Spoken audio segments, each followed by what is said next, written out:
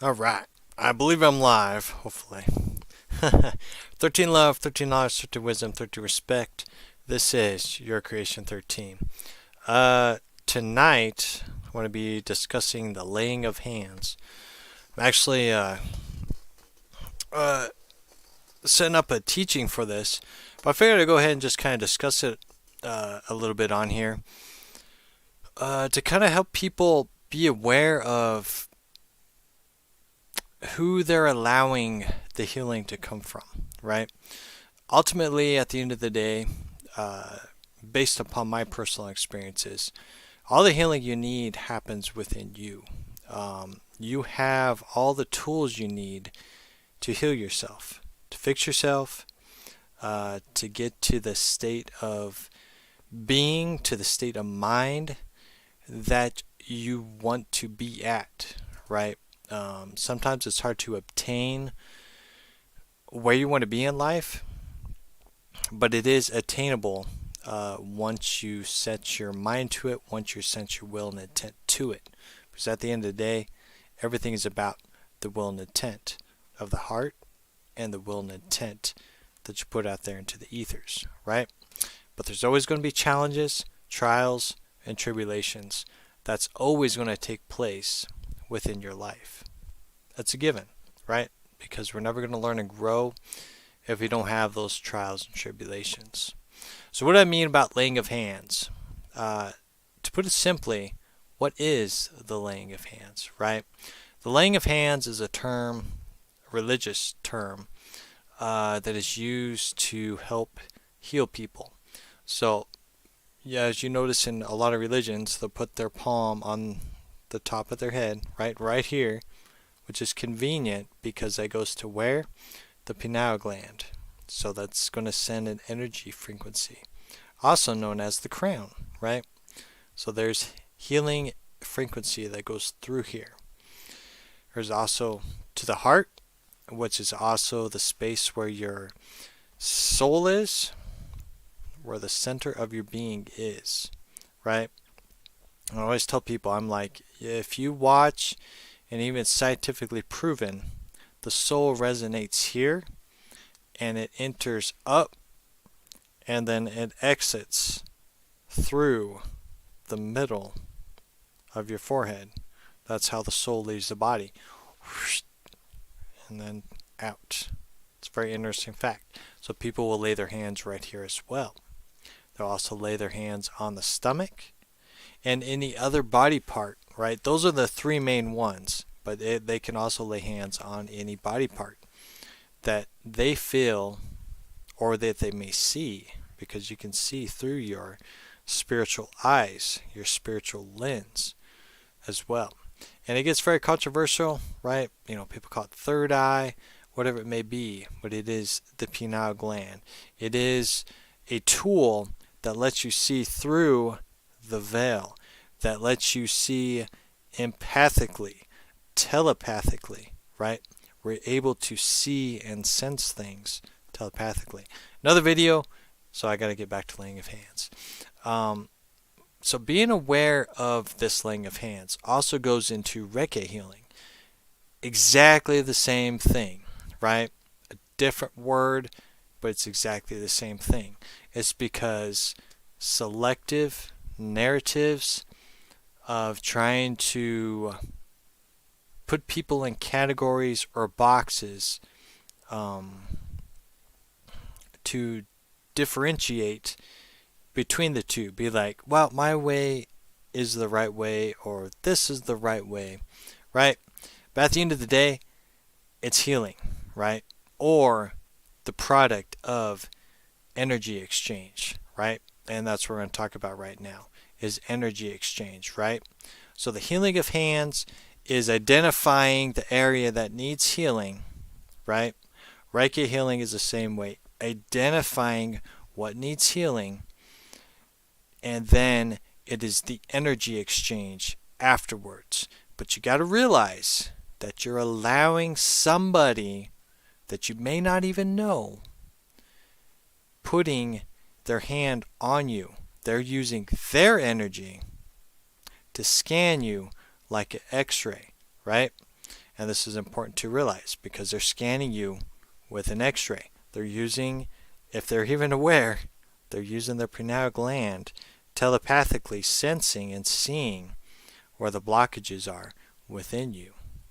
Now, this gets interesting. So, let's make sure I'm still live here. So, being aware of this, you need to be aware of the user, right? And this is where things get very controversial, even though it shouldn't be, right? Is that healing is sorcery. Whoa, what do you mean, Adam? What is healing is sorcery, right? The point being is that we're dealing with energy, right? We're dealing with the elements. And depending on the user, what kind of elements are they using? Are they summoning elementals to help? Oh, they're summoning angels, right? But angels translates as a messenger, right? So they may use a selective dialogue of like, oh, hey, we're summoning the angels, the angelic beings to help us. Or, hey, we're summoning the ETs or the Palladians to come in and help us, right? Selective dialogues and narratives to fit the situation of a category or title, right? But ultimately, at the end of the day, it is one set tool despite the selective narrative.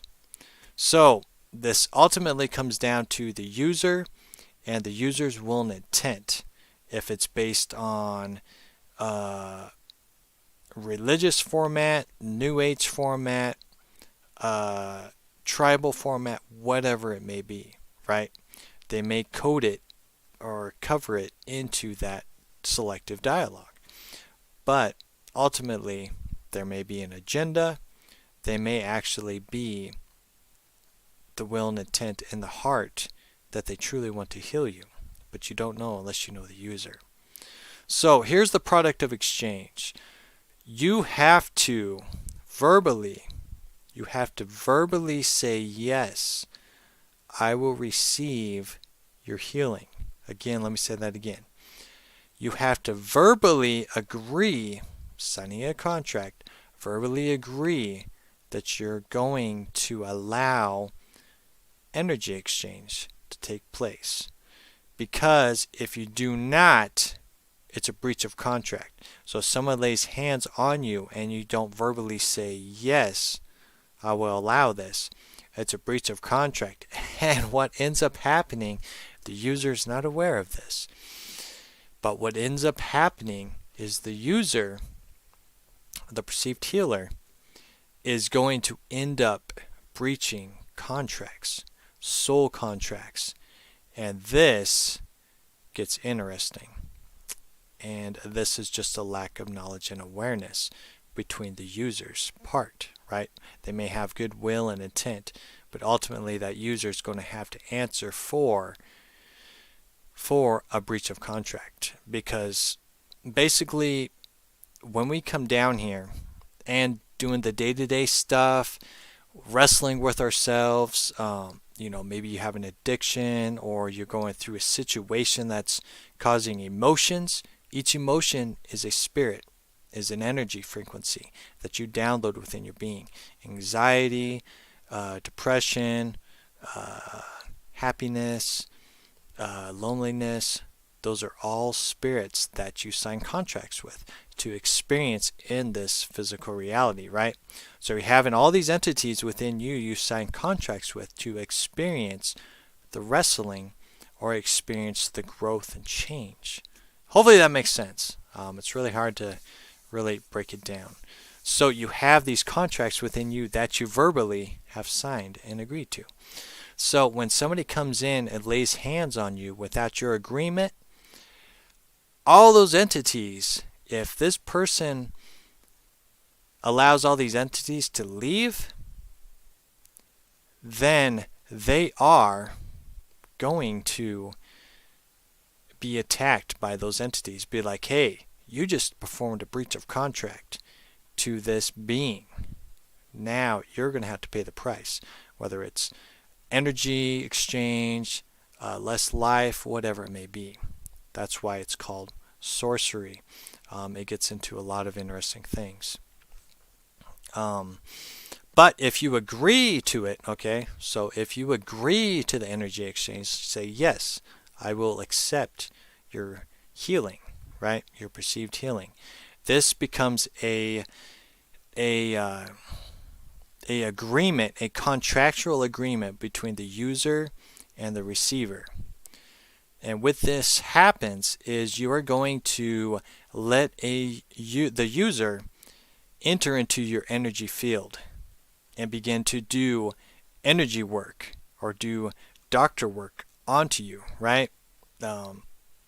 Doctor is a witchcraft, right? Is not a witchcraft, but a voodoo doctor, whatever it may be, right? It's a sorcerer at the end of the day. But they're performing energetic healings or messing with your field. And this gets interesting because the user also has contracts with entities. And you're creating a bond, right? So say you're in intercourse with your partner. You are entering both of your energy bodies, right? Your light bodies become one source.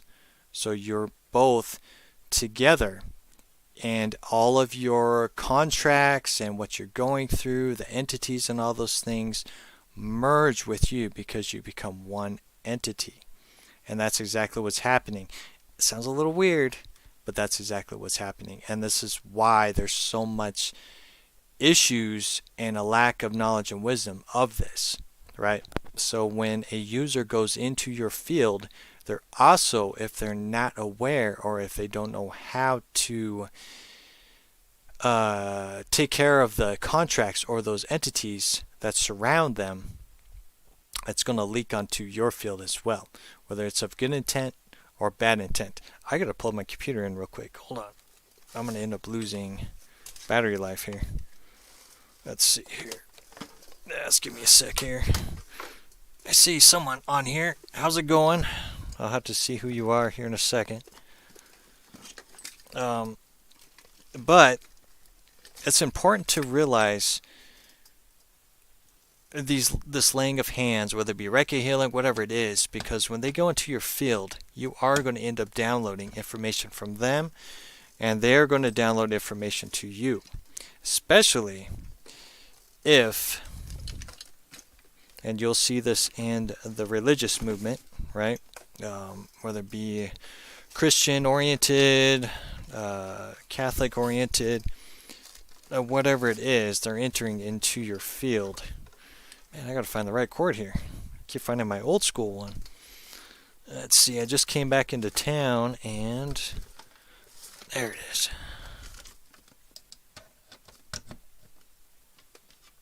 There we go. Alright. Let me see who's on here real quick. Hey, how's it going, Richard? Oh, okay. Yeah, I'll look at my email. I've been really busy as of late, so yeah, I'll definitely check the email. I'll check it out. Okay, man. Hopefully everything's going good. All right. So when the user enters into your field, the user you're vulnerable. You are very vulnerable at this moment, right?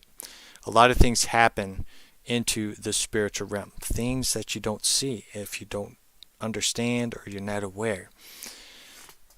And because you're vulnerable, this is where things get really trippy. So if they are of goodwill and intent, right, then they can actually find the blockages within your being, within your streamline, right? And they'll be like, oh, hey, here's an entity right here, right? This goes into a lot of factors, right? From my understandings and from testimonies and watching people and even my personal experiences, we got the octopus spirits, we got python spirits, we got parasite spirits, right? We got little leecher spirits, we got entanglement cords, right? Entities are attached to these entanglement cords. So basically it's just like if you're going fishing, right? They will shoot you a cord, right? Just like a fishing pole. They hook you, and they have a cord attached to you that can drain your energy, basically a vampire energy. So those are entanglement cords that can also be attached to you as well. It gets really trippy, and this is why a lot of times you can feel drained because you have these entities on your being. And they're separate than the contract spirits, right? There's a lot of different factors. It gets really interesting. But they're separate from contract entities. But at times, the contract entities can give you a disease or a discomfort because you're wrestling, learning about a certain situation. So say you're depressed or you're stressed. It can create a spiritual parasite on you. Say you're looking at things you shouldn't be looking at. You'll get an octopus parasite that surrounds your head, that covers your head, right? That's controlling your brain, right? It gets really interesting. Python spirits, right? Can end up laying an egg within you as well. And that's also what the user can do too. The user can also implant eggs within your entity that can give birth to a Python spirit. It's so weird, but that's what to be aware of, because they can help heal you, right? They can bring things to the surface, and this is something I'm still studying, but based on my personal experiences, right? If these entities are talking, right, they're within you, right? There's some kind of contract agreement either you have made, or it is a generational curse that's been passed down to you, that you also have to work out of your being. You can cancel these contracts anytime, right? You made a contract with a being, you can extinguish the contract. You can let that contract go. Say, hey, I need you to leave my body now. I'm done with you. No, I need to stay in your body. Nope, I'm done with you. I need you out of my body, right?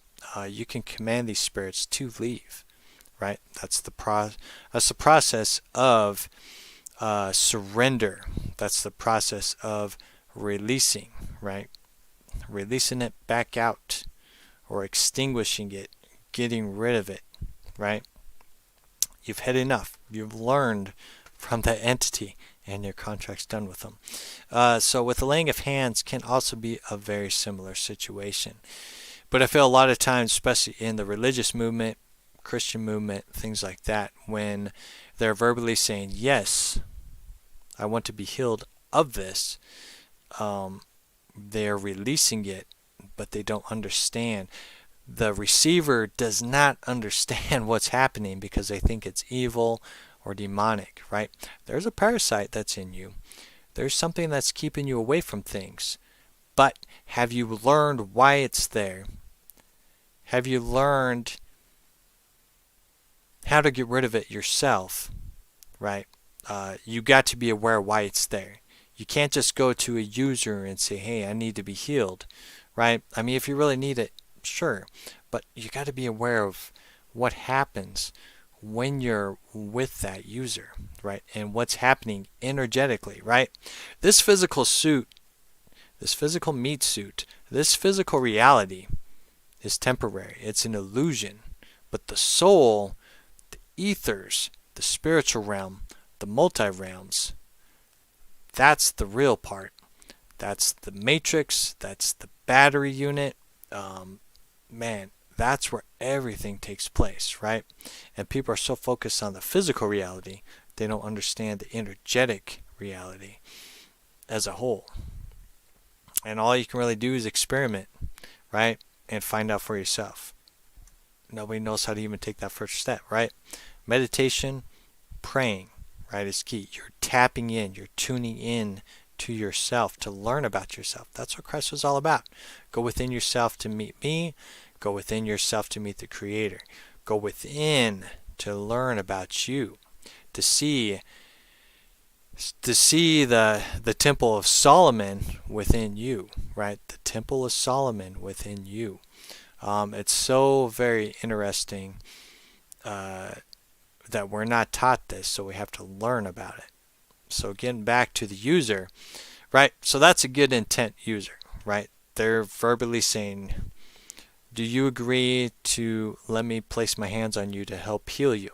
And then the person says, yes, I agree. Now, let's flip it. So now we're going to go to a user who has an agenda. Right? That agenda could be that the user is saying they're part of a religion. This user could say they are Jesus Christ reincarnated. This user can say it is of ET origin. This user could say that it is the next god, or that I have special abilities nobody has, right? These users will try to put themselves on a platform to suck people in, to suck in the sheep, so then he can perform signs and wonders, miracles, right? Miracles, that root word is magic, right? That's a religious term, miracles. But at the end of the day, miracles is sorcery and witchcraft. Not to scare people, but just be aware it's exactly the same thing, right? Christ wasn't just doing these miraculous things. He's performing the exact same thing of what a sorcerer does. It's just was the good will and intent version of it, right? And it's just being aware of this. And people are scared to talk about this. They are. That's why I like to bring this stuff out there as one solid unit and not just of a selective dialogue, right? I got my own personal religion, right? I got my own personal face on things, right? Christ is my rock and foundation. That's what I stick with. But I don't limit myself. So I dig deeper into the mysteries. I dig deeper into what Christ meant of, hey, go within yourself. Learn how to heal yourself and fix yourself. Find me, right? Find you. Find Christ within you and find the Creator within you to help you with the healing, to help you understand better what's going on.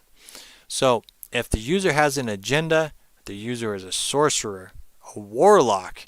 That's why you got to know the user.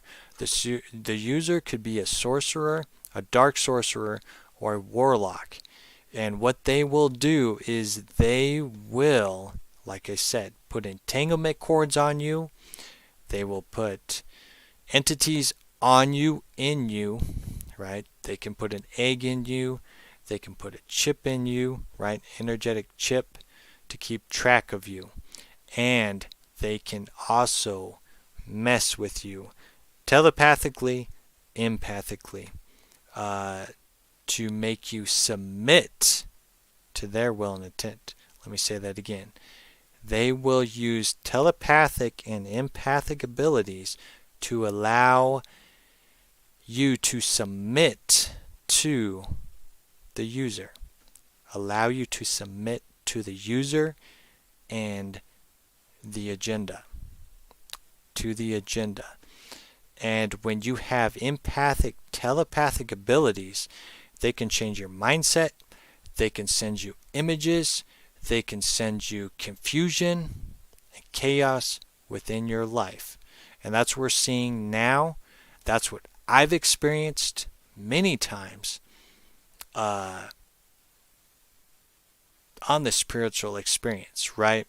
And basically what I'm meaning is that your mood and emotions can be twisted and distorted to follow the user, to follow the warlock, to follow the dark sorcerer. It can be of sexual lust. It can make you leave everything behind. It can make you feel like you have a pull or a tug. That is entanglement cords. Um, it's so hard to tell people what that is, but when you feel that tug and pull, it's an entanglement cord. Like I said, it's just like a fishing pole. Pew! And they're going to reel you in, right? They got you. They can see you.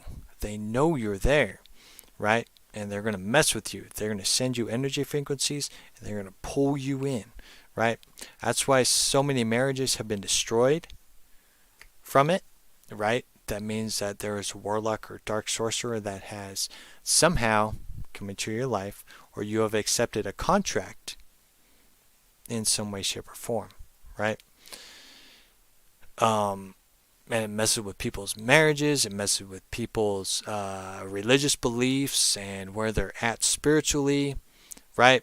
There's that chaos and confusion that happens that's pulling people, entanglement cords that are pulling people, right? And then you end up getting, because with dark sorcerers and warlocks, they have a lot of parasites that are attached to them. Old souls that are attached to them. There's a lot of things attached to them.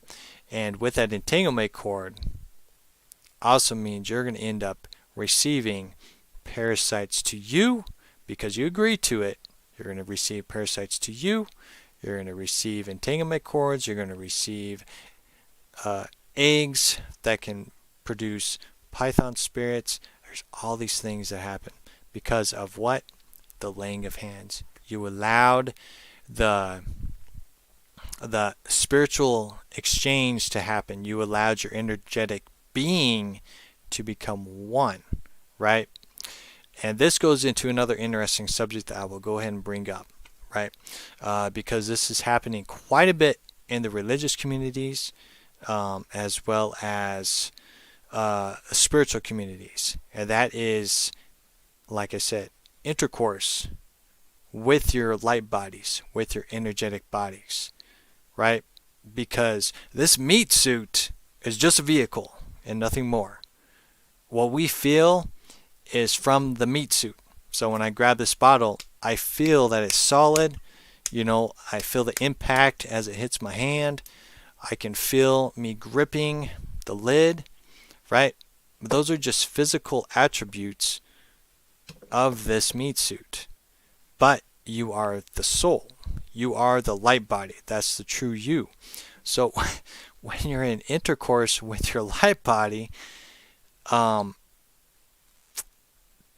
where things get really weird, right? And people end up having intercourse experiences, right? And that's all I'm going to say, because if you don't know what intercourse is, you may want to look it up. But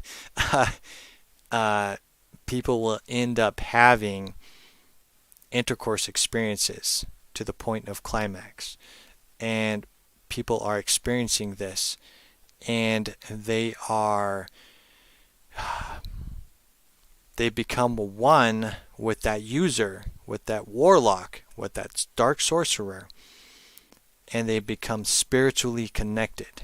This is why you don't realize how entanglement cords work. You can become spiritually attracted, spiritually connected with somebody and not even know it. This is why so many people have a false narrative of attractions, right? A false narrative of attractions, because one, attractions is caused by an entanglement that someone has thrown to you. Now, you do have to observe that, find out what that entanglement is, and see if it is for your greater good or see if it's for the greater bad of things. And I had to find that out myself as well. But with this intercourse energetically happens, it messes with people's emotions, it messes with them mentally, spiritually, and ultimately can destroy marriages at the end of the day, or relationships, or whatever it may be. So many people are going through it. now more than ever, it seems like it's happening quite frequently, more and more, because what happens is when you become one with the user, they got you now.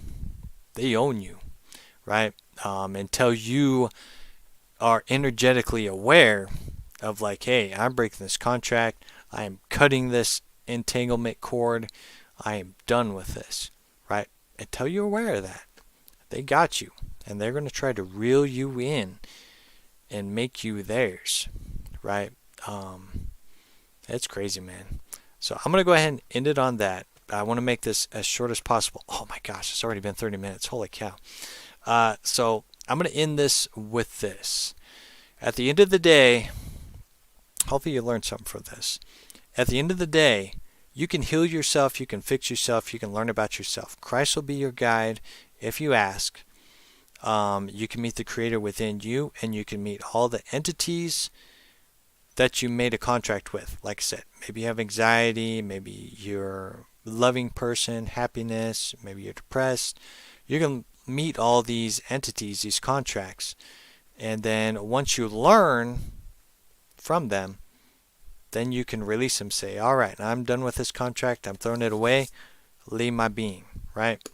And that's ultimately becoming empowered in your being, putting you empowered into your vessel, into your angelic being, your light body, learning how to create a shield around you and protect yourself, right? So nothing can go through. But if you're not taught that, you're going to go to the laying of hands, you're going to go to Reiki healing, and if you're not aware of the user, things can go bad or things can go good, depending on the user. So make sure you do your homework on the user. Make sure you understand what you're doing. Make sure you understand what circles you're going into, because this is where a lot of the intercourse things is happening. Is that you don't mess with your light body, man, in terms of just freely giving your essence away. You don't do that. You don't do that. Especially, yeah, if it feels good, that's what the climax is, right? It's your light body that is experiencing that emotion, right? That is experiencing that experience. It gets really interesting. But yeah, don't be doing that, right? And that's something you got to figure out, right? I think a lot of people are. Yeah, if you feel good, you're going to get that rush. But it's also lust, right? You're signing contract with lust. You're signing contract with a Jezebel spirit, right? You're signing contracts when you're doing that. When you're doing energetic things, when you're doing stuff with your light body, you are signing contracts and entanglement cords. You have no idea what's going on up there until you see it. And even if you see it, you may not know what's going on, right? When you become bonded, it doesn't have to be physically, right? Because it's just these two meat suits. That's it. The bond happens with your energetic body, right? With your light body. That's where you become one and connected. And that's true marriage, right? That's true marriage, right? When you sign a piece of paper, that is of human laws and to keep track of you as humans. That's it. That is it. There's nothing more to it. Once you become one with somebody, it is an energetic light body connection that you're agreeing to. You are signing a contract to become one energetically. That's marriage. So when you go to these users, if you don't know them, right, and they're a bad will and intent, they're a dark sorcerer, a warlock, they're basically forcing you to marry them energetically, and you have signed a contract energetically with them, and now they own you. A little scary, but it's true. If you're not aware of it, You don't know. So you have to break the entanglement cord and break that contract. To end it, I will say this. Do not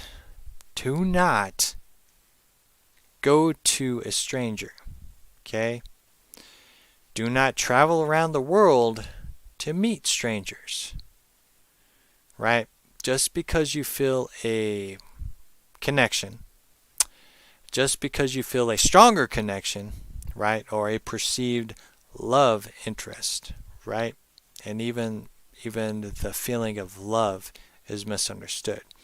It goes back into the entanglement of that feeling, that tug, what's tugging you. And that tug can be good or bad. It's hard to say, right? It's hard to say until you know. You gotta observe it and pay attention to it. But don't just sign the contract right away. Find out where that entanglement spirit's coming from. But do not go to a stranger. Period. Do not meet people. Do not meet people in cars. Do not meet people on bridges. Do not meet people in the woods. Man, don't be going on airplane flights across the world to go meet somebody, because we got a lot of trafficking going on. What makes you think that they're not part of that trafficking? Being 100% honest. What makes you think that these gurus, spiritual teachers, are not part of the trafficking element of things? They get people every time. They do. Because of people getting played by their emotions at the end of the day. Do not go to a stranger.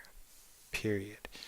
And I'm very serious about that, because people do get kidnapped, and it just happens, man.